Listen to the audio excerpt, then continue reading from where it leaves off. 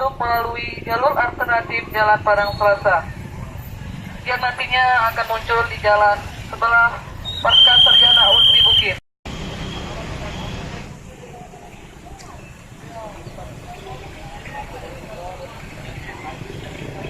Semua di sini dari Kominfo, dari semua PU nanti nambal jalannya.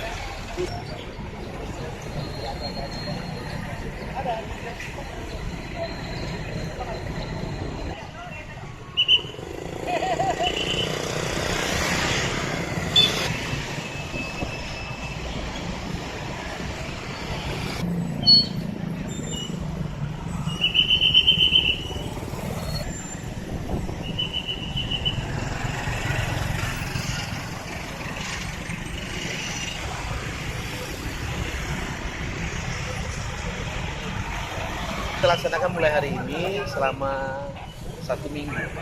Ya. Mudah-mudahan ini bisa berjalan dengan baik. Kalau memang ini baik, akan kita kaji lagi, dan apabila ini keputusannya nanti akan kita permanenkan. Kalau memang ini berhasil. Ya.